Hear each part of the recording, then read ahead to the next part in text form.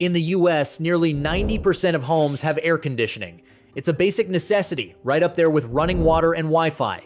Think about your own house for a second. What temperature is your thermostat set to right now? But across the Atlantic, it is a completely different story. Across Europe as a whole, AC is still far less common than in the United States, especially in northern and western countries where summers used to be shorter and cooler. Even as recent heat waves push temperatures past 100 degrees, millions of people still get through summer with a fan, closed shutters, and maybe a wet towel over the back of a chair. Why have some of the richest nations on Earth been so slow to embrace a technology that promises instant comfort? It isn't because they are irrational or just love to suffer. The real reason comes down to a mix of historical climate luck, unique building design, strict local laws, and a completely different philosophy on how to survive a warming planet. And honestly, the first reason is that their summer just doesn't play by the rules we are used to in the States. To understand this hesitation, you have to look at how a traditional European summer actually feels. In the US, if you live in places like Texas, Florida, or the Midwest, summer is a multi-month, relentless marathon of swampy, suffocating humidity. Once May hits, the heat locks its jaws on you and doesn't let go until October. Northern and Western Europe, traditionally, have enjoyed more of a summer sprint. For decades, a typical summer in places like Germany, France, or the UK meant just a few weeks of beautiful, breezy sunshine. Sure, they'd get a few hot days here and there, but it was usually a brief affair. If you only had to deal with serious heat for about 10 days a year, would you really spend thousands installing a split unit, fighting for permits, and paying higher power bills? Probably not. You'd just shrug it off. Now, this is a completely different story compared to Southern Europe. In countries like Spain, Greece, or Italy, summers have always been brutal, and AC adoption there is actually much higher. But further north, the Atlantic did a lot of the work for them for a long time. Cooler air moved in, nights dropped back down, and opening a window actually worked. But here's the catch. Climate change is rapidly rewriting that rulebook, making these heat waves longer, hotter, and way more frequent. Yet, even as outdoor temperatures break records, many homeowners still aren't rushing to the appliance store, and that's because their houses were originally engineered to fight a completely different enemy. Have you ever watched a suburban home being built in your neighborhood?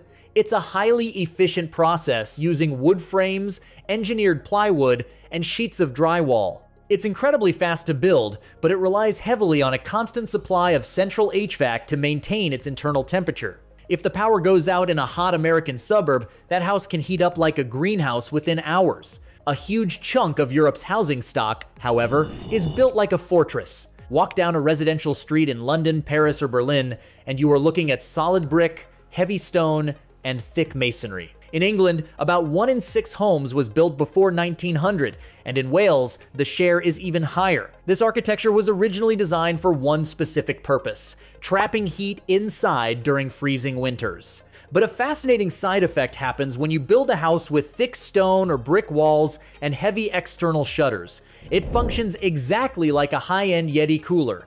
If residents keep the windows and shutters tightly closed during the blazing day, the outdoor heat struggles to penetrate the core of the building. Of course, this creates a weirdly uneven reality. If you're stuck in a top-floor attic apartment, you are basically a turkey in a Thanksgiving oven. But down on the ground floor, it can easily stay a comfortable 75 degrees without a single watt of electricity. And if you go down into their concrete basements, it's practically a refrigerator. It gets so cold down there that during intense heat waves, some locals literally drag their gaming PCs, desks, and entire mattresses down into the basement for the month of July, sleeping under heavy blankets while the outside world burns. But what happens when a heat wave lasts so long that even these thick brick walls finally heat up? That's when residents face a multi-layered barrier of local laws and financial sticker shock.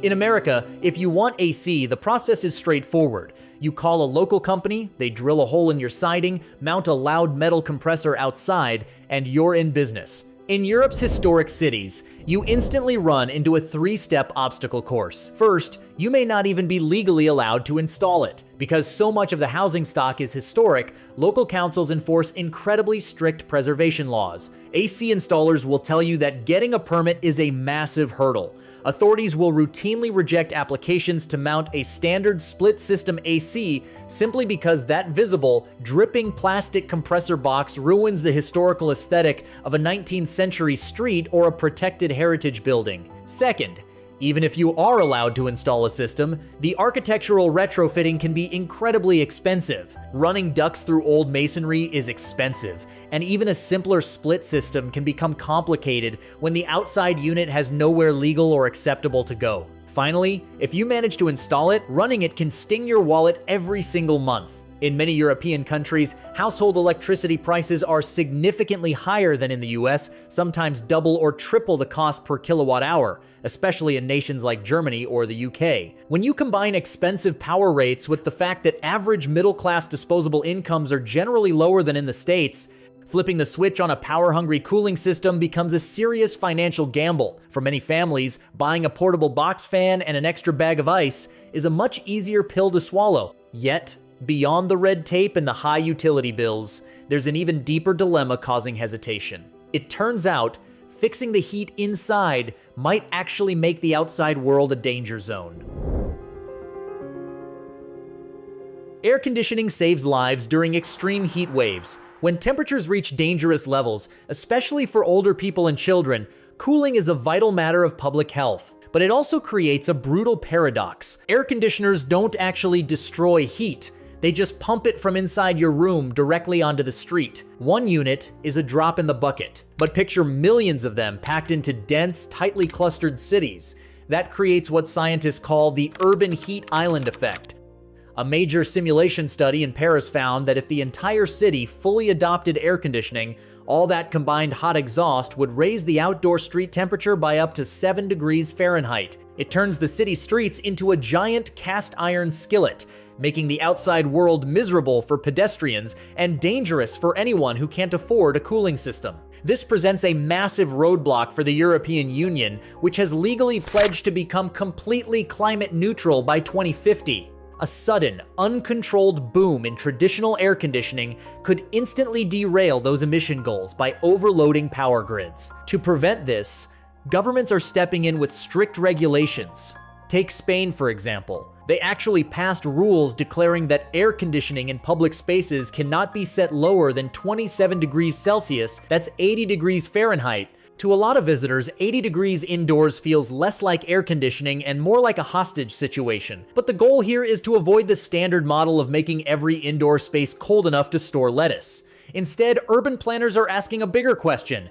Can they cool cities naturally? They are investing heavily in reflective roofs, building ventilation, and planting millions of trees to create natural shade rather than relying solely on the power grid. Ultimately, Europe is facing a precarious tipping point. Philosophy and climate goals only go so far when your bedroom feels like a pizza oven at 3 in the morning, and attitudes are undeniably shifting. The International Energy Agency predicts that the number of AC units in the European Union will more than double by 2050, reaching roughly 275 million units.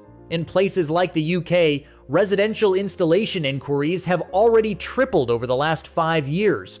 People are simply reaching their breaking point. The challenge now is ensuring they don't cook the planet while trying to cool their homes. Because every air conditioner sold today locks in energy consumption for the next 2 decades, experts emphasize that governments have to enforce strict efficiency rules right now. They aren't simply saying no to comfort, they are trying to figure out how to cool a continent without accelerating the climate crisis. But we want to hear your side of the story. If you live in Europe, how are you dealing with the shifting summer temperatures? Have you given in and bought a portable unit, or are you adapting with older, traditional hacks?